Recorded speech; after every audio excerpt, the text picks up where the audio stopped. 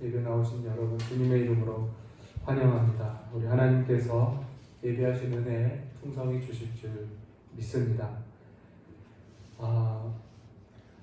우리가 지난주에 사도 바울의 마음에 대해서 배웠습니다. 특별히 사랑하는 자기 에베소 성도들의 그 과거의 모습을 상기시켜주는 바울의 마음과 그 뜻을 우리가 배웠죠.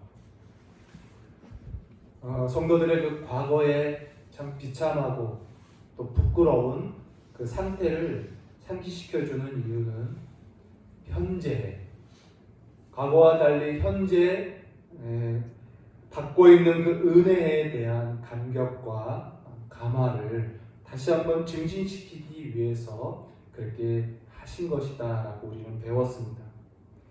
그래서 그 은혜로 말미암아 겸손하고 또 선을 행할 수 있는 신자로 살도록 하신 거죠. 특별히 죄로 죽었던 그들, 그리고 본질상 진노의 자녀로 마귀의 종으로 살던 그들을 하나님께서 버리지 아니하시고 어떻게 해요?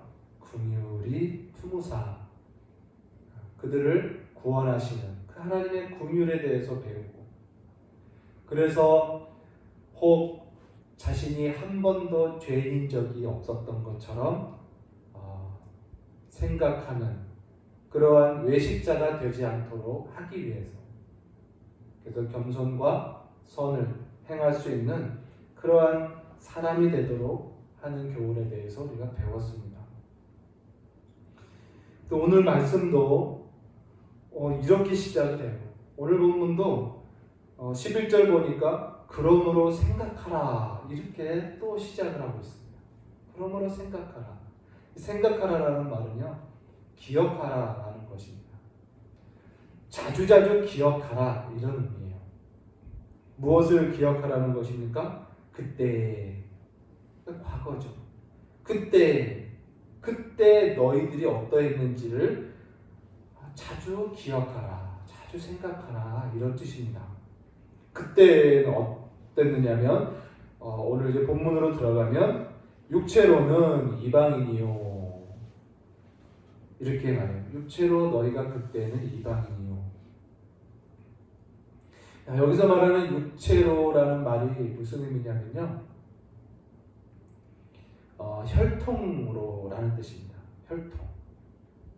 그 혈통으로 이방인이요 라는 뜻이죠.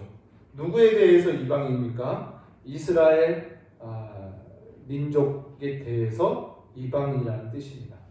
그 혈통적으로 따졌을 때에 너희들은 이방인이고, 그러면 누구에 대한 이방인? 이스라엘. 이스라엘은 어떤 민족입니까? 혈통적으로 아브라함의 혈통을 따른 민족이었었어요. 그래서 지금 사도 바울은 혈통적으로 유대인과 이방인들은 지금 서로 구분되어 있다라는 걸 말해요.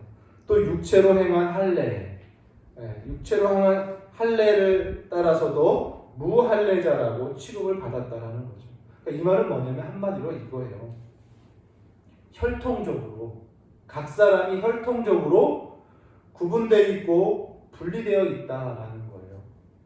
특별히 유대인들로부터 멀리 떨어져 있는, 유대인들이 꺼려하는, 그렇게 분리되어 있는, 구분 지어져 있는 너희들이었다라는 것을 이야기합니다. 또 12절에 보니까 언약으로는 이렇게 표해요. 그때 너희는 그리스도 밖에 있었고 이스라엘 나라 밖의 사람이라. 약속의 언약들에 대해서는 외인이요 이렇게 시작하죠. 그러니까 언약으로도 그리스도 밖에 있었어요. 언약으로도 하나님이 없는 사람이었고 이스라엘 나라 밖에 있었던 사람이다 이렇게 말해요. 그리스도 밖에 있었다라는 뜻은 무엇입니까?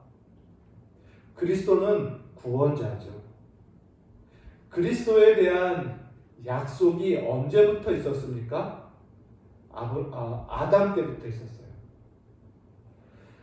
첫사람 아담이 범죄한 이후부터 하나님께서 여자의 후손이 뱀의 머리를 상하게 할 것이다, 원수를 갚을 것이다라는 거죠. 그 약속을 아담 때부터 하셨잖아요. 그 약속을 누가 있습니까? 아브라함이 있습니다. 아브라함과 이삭과 야곱, 그리고 그 12아들들로부터 혈통적으로 이어져 나가는 거예요. 그리고 다윗을 통해서, 그리고 다윗의 자손인 예수 그리스도가 또 오심으로 모든 약속이 성취되잖아요. 그래서 혈통적으로 이방인이었던 너희들은 그리스도도 없었었다는 거예요. 곧 하나님의 구원의 언약으로부터도 밖에 있었고, 그 언약을 받고 있는 이스라엘 나라 밖의 사람들이었다. 그래서 이 세상에서는 소망이 없고 하나님도 없이 살았던 너희들이었다. 이런 말씀입니다. 다시 말하면 이것은 하나님과도 멀리 떨어져 있는 너희들이었다. 이런 의미예요. 그래서 요약하면 이런 것입니다. 곧 너희들은 육체를 따라서도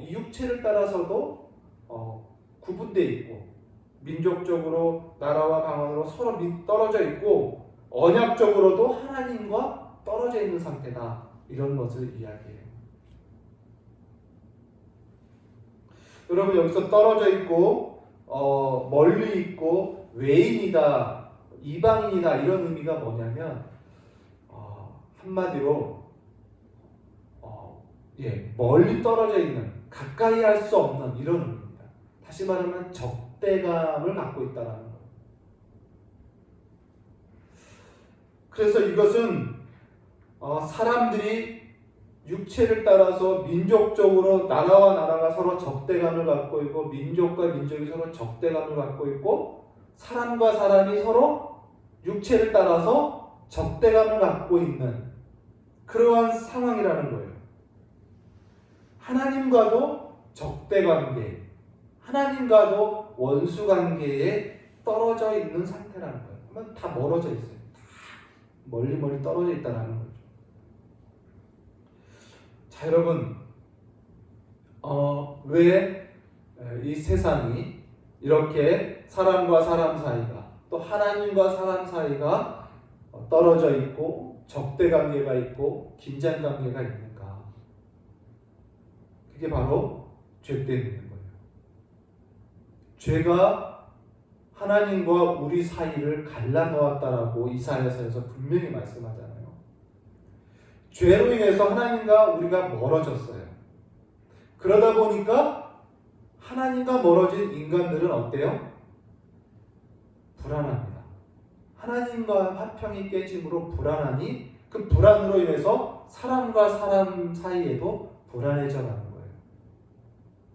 그래서 이 세상은 온갖 전쟁과 싸움과 다툼의 연속일 수밖에 없는 거예요.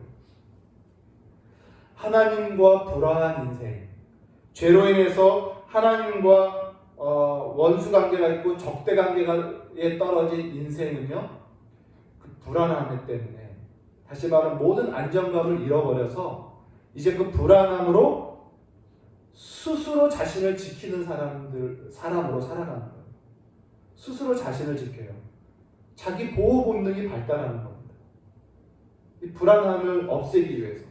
그래서 사람으로부터도 자신을 보호하려고 경계하고 적대하고 불신하고 의심하면서 살아가게 되는 거예요. 뿐만 아니라 자연과의 관계에서도 마찬가지예요. 자연과도 불안한 겁니다. 언제 자연재해를 만날지 모르는 거예요. 그래서 자연 앞에서도 불안하고 긴장하고 자기를 보호하기 위해서 살아가는 거예요. 그리고 신과의 관계도 마찬가지예요. 신, 하나님과 죄로 인해서 하나님과 멀어져 있기 때문에 인간은 본성상 하나님에 대한, 신에 대한 두려움이 있어요. 신이 나에게 벌을 줄까 봐, 신이 내 인생을 저주할까 봐 불안합니다. 그 신이 누군지 몰라도. 그래서 죄로 인해서 참 하나님과 멀어진 인생들은요, 그 안정감, 본질적 안정감을 잃어버리고 나니까 자기를 스스로 보호하는 그러한 비참함에 떨어져 있는, 그 결과가 사람과도 좀 불화하고 자연과도 긴장하고 신과도 두려움 가운데 있는 거예요. 한마디로 인간이 평화가 없는 거예요. 죄로 인해서 타락한 인간 사회에서는요, 어느 인간이든 평안이 없는 거예요. 평강이 없습니다. 다 그 평강을 잃어버린 거예요. 그래서 그 평안이 없는 상태로 살면서 서로 대적하고 경계하고 서로 멀리하고 경쟁하고 다투고 싸우는 그런 인생이 되는 거죠. 참으로 여러분, 우리가 이 말씀을 떠나서 우리의 실제 모습을 봐도 마찬가지예요. 한 주간에 살면서 여러분 얼마나 많은 다툼과 불화와 자기 보호와 스스로 지켜가는 경쟁 속에서 얼마나 긴장 가운데 살아왔어요. 평안이 없어요. 평안. 이 세상에는 참 평안이 없는 겁니다. 아무리 환경이 좋아도 모든 여건이 다 갖춰져도 근본적인 평화가 없어요. 그러므로 인간의 가장 비참한 문제, 이 문제는 바로 하나님과의 단절입니다. 그리고 그로 인해서 생기는 사람과 사람과의 단절, 이것이 인간 사회의 가장 비참한 문제입니다. 그래서 적대감을 갖는 거예요.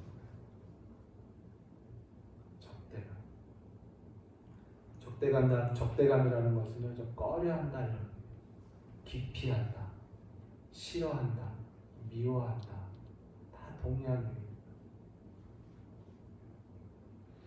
이렇게 참 평화를 알지 못하고 서로 적대감에, 긴장감에 살아가는 우리의 인생들에게 이제 하나님께서 새로운 일을 하셨습니다. 그것이 13절 이하의 말씀이에요. 그래서 그때는 이랬으나 13절, 이제는 전에 멀리 있던 너희가 그리스도 예수 안에서 그리스도의 피로 가까워졌느니라, 이렇게 말씀해요. 전에 멀리 있던 너희, 이 멀리 있다라는 게 뭐예요? 가까이 할 수 없었다라는 거예요. 하나님과에도 가까이 할 수 없고 사람과 사람 사이에도 솔직하게 진실하게 친밀할 수가 없었던 거라는 거예요. 참 친밀을 누리지 못하는 그런 적이와 그러한 긴장 속에서 관계하는 세상 사람들, 그러한 인생들 속에 멀리 있던 너희들을 그리스도 예수 안에서 그의 피로 어떻게 해요? 가까워지게 했다라고 말해요. 이 가까워졌다라는 말이 바로 뭐예요? 친밀하게 했다. 멀리 떨어져 있는 관계를 하나로 가까이 해주셨다, 가까이 하게 만드셨다라는 뜻입니다. 참 친밀을 경험하게 했다라는 거예요. 얼마나 감사한지 몰라요. 단절되고 떨어져 있는 우리들을 하나님이 자기와 가까이 해주셨어요. 죄로 인해서 멀리 떨어져 있는 우리를 주님이 불러서 자기와 가까이 해주시고, 사람과 사람 사이에 있는 이 막연한 적이와 적대감을 다 주님이 사라지게 하시면서 그들과도 가까이 하게 하시는 이 은혜를 하나님께서 행하셨다라는 뜻입니다. 그런데 무엇으로 우리를 가까워지게 하셨느냐? 바로 그리스도의 피로 우리를 가까워지게 하셨다라는 거예요. 그리스도의 피, 무슨 의미입니까? 그리스도의 죽으심이라는 뜻입니다. 그의 죽으심으로 멀리 있던 우리가 가까워졌다라는 것이에요. 그의 죽으심이란 속죄, 죄를 위한 속죄 죄물의 죽으심이죠. 우리의 죄, 아까 말씀드린 하나님과 우리 사이를 갈라놓은 이 죄, 사람과 사람 사이 또 갈라놓게 만든 이 죄를 주님이 십자가에서 죽으심으로, 그 속죄 제물로 피 흘려 죽으심으로 그것을 다 허무시고 우리를 가까이에게 만드셨다. 이런 의미예요. 그래서 14절과 15절 말씀이 나오는 것입니다. 14절, 자기 육체로 그는 우리의 화평이신지라 둘로 하나를 만드사 원수된 것 곧 중간에 막힌 담을 자기 육체로 하시고, 십자가 위에서 중간에 막힌 담을 하셨다는 거예요. 그리고 15절, 법조문으로 된 계명의 율법을 폐하셨으니 이는 이 둘로 자기 안에서 한 세 사람을 지어 화평하게 하시고. 14절과 15절 말씀은 무슨 의미냐면, 육체로 분리되어 있는 우리들, 각 민족, 각 나라, 각 사람들, 육체로 구분되어 있는 우리들을 예수님께서 십자가에서 자기 육체로 다 허무셨다라는 거예요. 육체에 따른 구분들을 다 허무시고, 또 15절, 계명의 율법을 폐하셨다. 이건 무엇입니까? 계명의 율법도 유대인과 이방인을 구분하는 하나의 표징이었었어요. 율법을 가진 민족과 가지지 못한 민족을 구분하는 표징이었는데, 십자가에서 그 율법의 구분을 폐하셨다는 뜻입니다. 그러니까 이 말은요, 오늘날로 적용하면 모든 인류를 다양하고 각 민족과 언어와 생김새와 무슨 피부색과 혈통적으로 다양한 이 민족을 예수님이 십자가에서 한 사람으로 새로 지으셨다는 뜻이에요. 그 모든 구분을 다 멸하시고 허무시고, 그래서 15절에 이 둘로 자기 안에서 한 세 사람을 지어 화평하게 하셨다라는 고 말씀하는 거예요. 그래서 사람과 사람 사이를 다 화평으로 한 사람같이 화평하게 만드셨고, 16절 뿐만 아니라 십자가로 이 둘을 한 몸으로 하나님과 화목하게 하려 하시니라. 하나님과 화목하게 하셨다.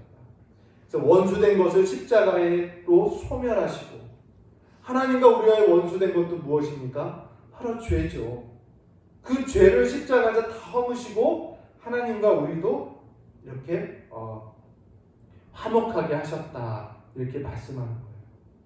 그래서 그 결과가 뭐냐? 바로 18절입니다. 너무나 아름다운 말씀이에요.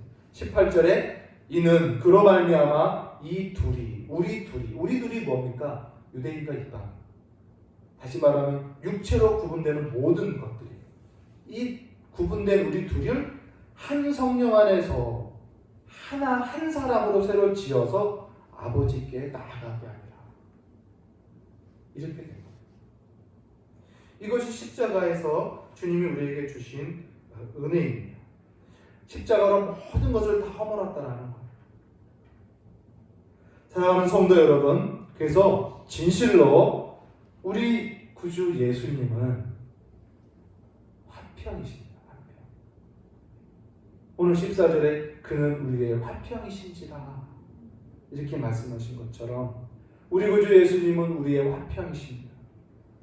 예수로 말미암지 않고는요, 참 화평, 참 평화를 알 수가 없어요. 하나님과의 관계에서도 평안이 없을 뿐만 아니라 사람과의 관계에서도 그리스도가 없이는 평화를 경험할 수가 없어요. 진실로 예수님만이 평화이십니다. 여러분, 예수님은 중보자라는 말씀이 있어요. 중보자. 중보라는 것은 뭐냐면 A와 B를 화평하게 만드는 중보자라는 뜻이에요. 하나님과 인간을 화평하게 하시는 중보자입니다. 사람과 사람을 화평하게 하시는 중보자. 화평이십니다. 그래서 예수님은 우리의 화평이신지라 이렇게 말씀해요. 여러분, 인류 역사를 보는 관점들이 다양하잖아요. 그 중에 하나가 인류 역사를 전쟁의 역사로 보는 역사가의 관점도 있어요. 나라와 나라가 서로 대적하고 민족과 민족이 서로 싸우는 전쟁사를 인류사로 봅니다. 그래서 전쟁을 통해서 인류가 발달한다는 거예요. 문명이 발달하고. 또 열악하고 약한 것들은 소멸되고 강한 것들이 살아나는 이런 관점으로 인류를 전쟁의 역사로 푸는 그런 관점도 있습니다. 어쨌든 이 전쟁의 종식을 막기 위해서 여러 나라들이 이 평화의 기구를 만들죠. 그 기구를 만들어봤자 어때요? 지금 우리가 경험하는 게 세상에 참 평화가 있습니까? 평화 기구가 있어도 무능합니다. 평화를 이룰 수가 없어요. 또 이 전쟁을 끝내기 위해서 역사 속에 대제국이 일어나요. 전쟁을 끝내는 한마디로 온 세상을 통일해 보겠다라는 거죠. 그래서 많은 제국들이 일어나서 통일을 이루어봤지만 어때요? 곧 재분열하게 돼 있어요.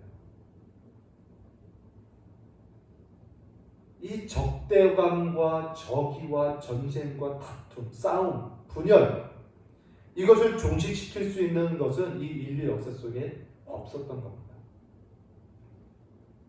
그러나 우리 구주 예수 그리스도, 우리의 화평이신 예수님 안에서 진정한 평화가 이루어진 거예요.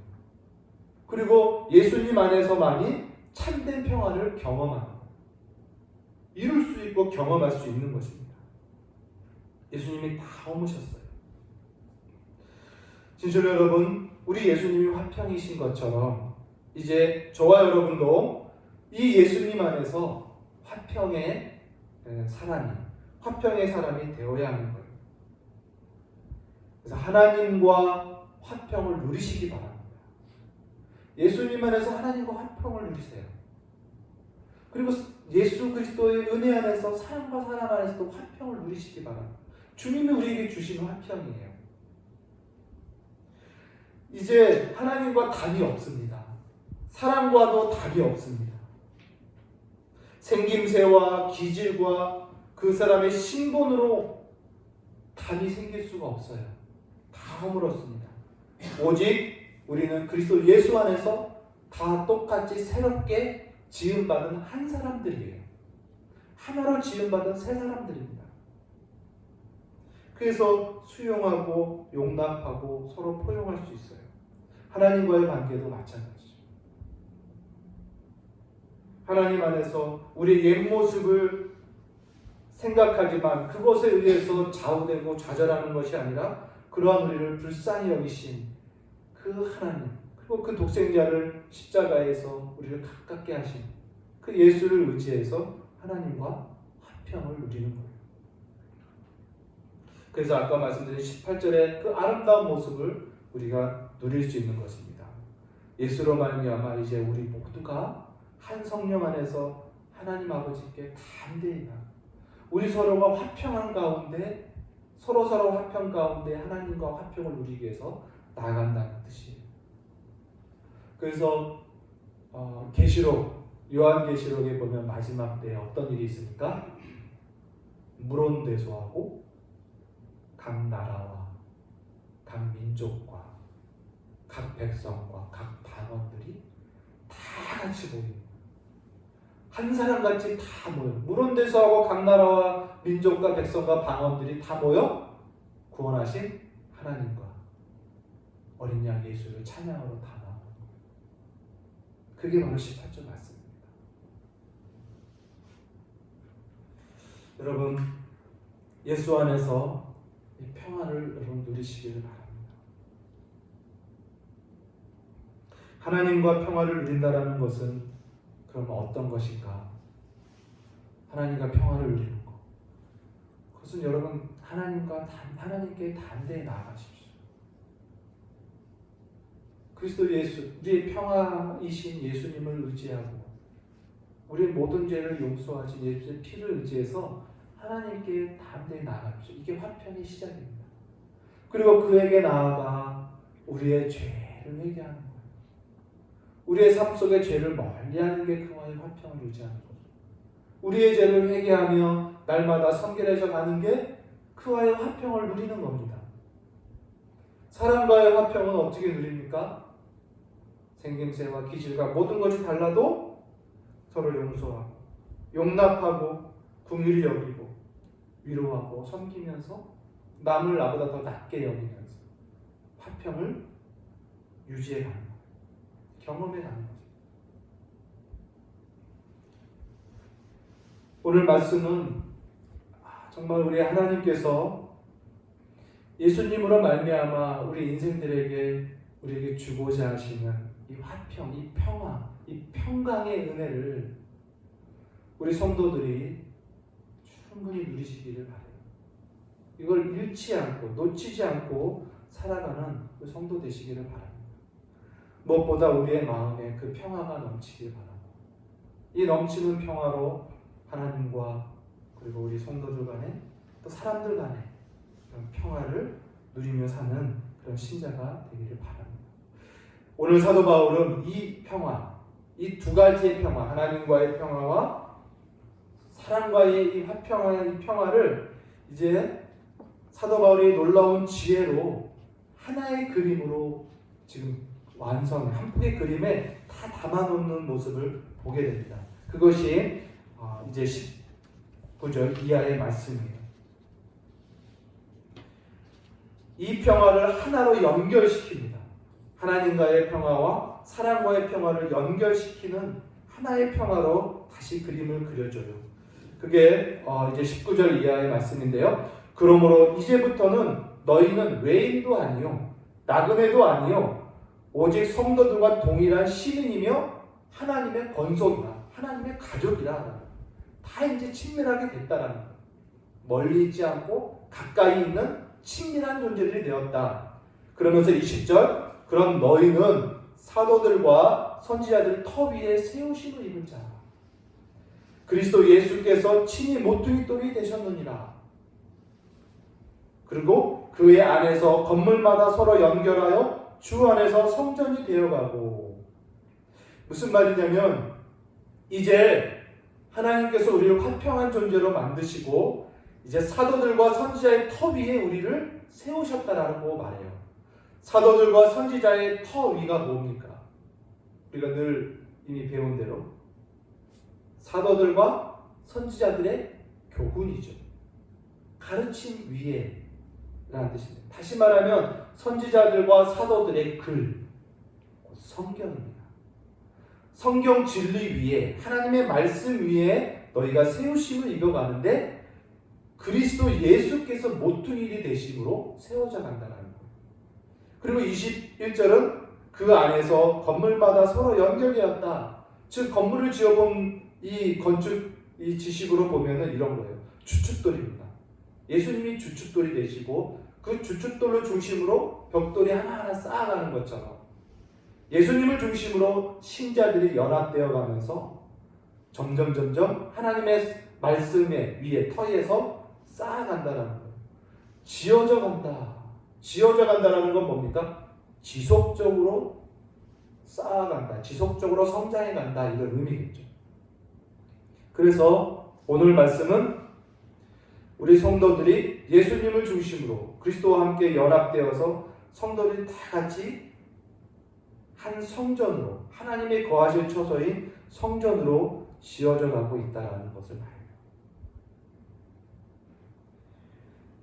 그러므로 이 말씀은 무슨 의미냐면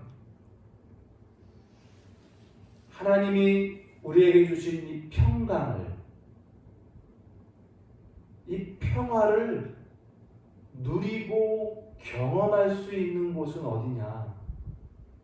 바로 교회라는 뜻입니다.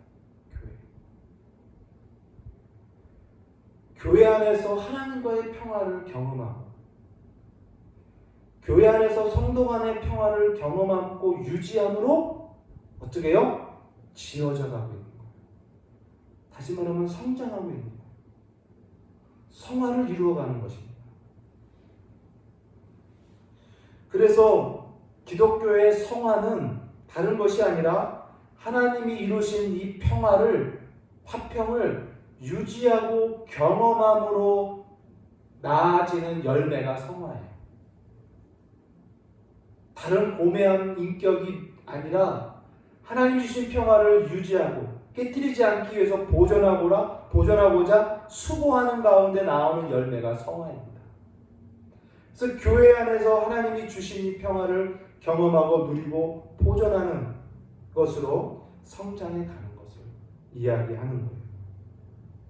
아까 말씀드린 대로 하나님 안에서 죄를 회개하고 멀리하는, 그리고 성도 간의 화합과 연합과 섬김과 정말 서로 용납과 긍휼히 여김으로 계속 성장해 가는 이 모습을 지금 사도 바울이 이 이하에 기록되고 있는 것입니다. 그래서 한 폭의 그림 속에 이 두 평화를 다 경험하도록 교회 안에서 경험하고 그래서 성장하는 모습으로 나아가게 하는 거죠. 진실로 사랑하는 성도 여러분, 우리 하나님께서 주신 이 평화를 경험하는 곳은 바로 교회입니다. 교회에서 하나님의 평화와 사랑과의 평화, 성도 간의 평화를 온전히 누리시기를 바랍니다. 끝으로 이제 이 말씀을 드리고 싶어요. 그러면 우리는 어떻게 평화의 사람이 될 수 있을까? 우리 예수님은 화평이십니다. 화평이신 그분이 우리에게 평화를 주셨습니다. 이 평화를 가슴에 안고 어떻게 우리는 평화의 사람으로 살아갈 수 있는가, 또는 평화의 사람으로 살아낼 수 있는가라는 거죠. 그것은 하나님께서 우리와 화평을 이루시는 그 방식을 배우면 됩니다. 화평이신 그리스도께서 우리를 어떻게 화평케 하셨는지를 배우면 돼요. 여러분, 하나님이 원수인 우리와 어떻게 화평을 이루셨습니까? 바로 십자가죠. 십자가의 죽으심으로 화평을 이루셨습니다. 십자가는 무엇입니까? 바로 용서예요. 용서로 화평을 이루신 거예요, 하나님.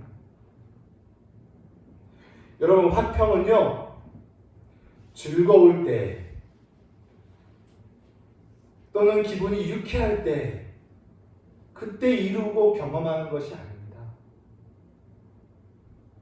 화평은요, 용서함으로 누리는 거예요. 용서함으로 경험하는 거예요. 그래서 오히려 반대로 괴로운 일이 있고 마음이 불쾌하고 기분이 상할 때에 그때 용서함으로 화평을 이루고 경험하는 것입니다. 십자가가 무엇입니까? 우리 예수님께서 죄인이며 끊임없이 하나님을 대적하고 하나님 앞에 하나님의 코에서 진노의 이 입김만 내뿜게 만드는 우리들을 주님이, 하나님을 괴롭게 하고 있는 우리들을 주님이 용서하신 거예요.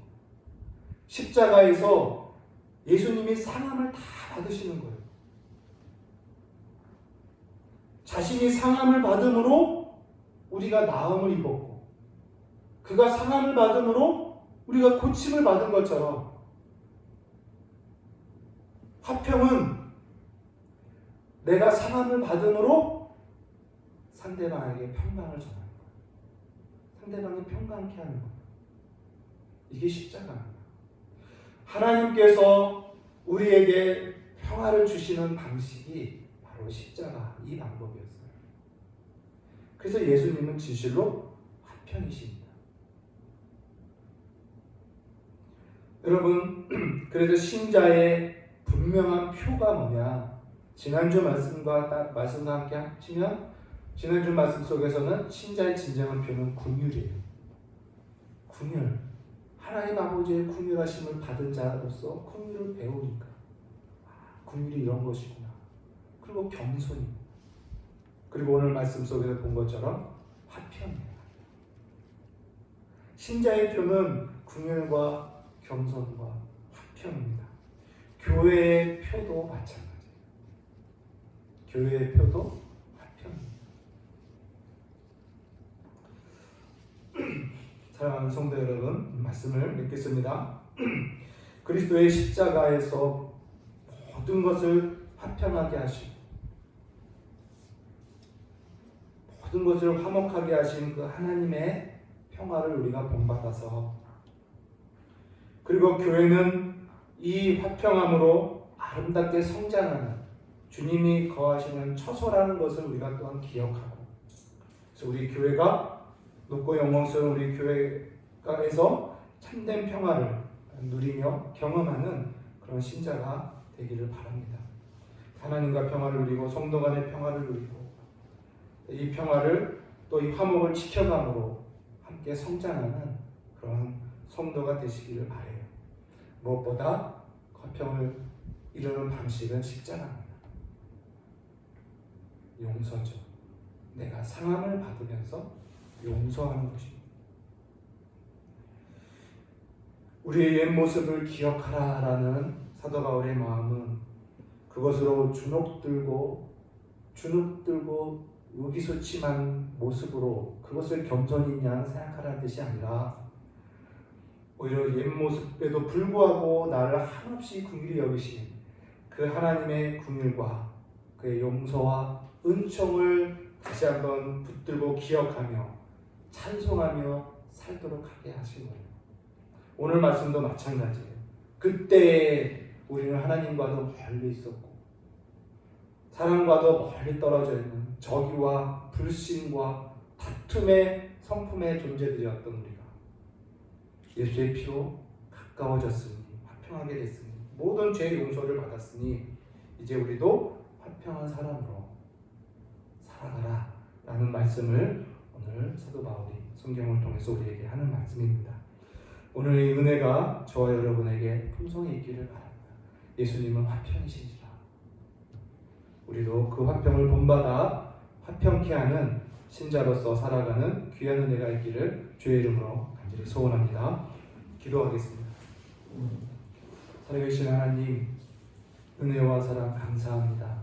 오늘 말씀에 그 풍성한 은혜를 참으로 다 담지 못하고 온전히 전하지 못함으로 그 주님의 은혜와 사랑의 깊이와 넓이와 높이를 우리가 다 헤아리지 못함을 참으로 가슴 아파하며 기도합니다. 거룩하신 하나님, 주님이 우리에게 주신 이 은혜와 평강의 놀라운 은혜를 우리 사랑하는 성도들 다 누리게 하여 주시고, 오 하나님, 주님은 우리의 화평이신지라 하신 것처럼 우리 안에 넘치는 화평이 있게 하여 주시고, 그런 말미암아 하나님과 화평하며 사랑과 화평하는 참으로 복되고 은혜가 넘치는 신자들 다 되게 도와주시옵소서. 하나님 아버지, 두려워하지 말게 하시고 낙심하지 말게 하시고 오직 말씀 안에서 힘을 얻어 힘차게 살아가는 귀한 종들 되게 하여 주옵소서. 예수님의 이름으로 감사하며 기도합니다.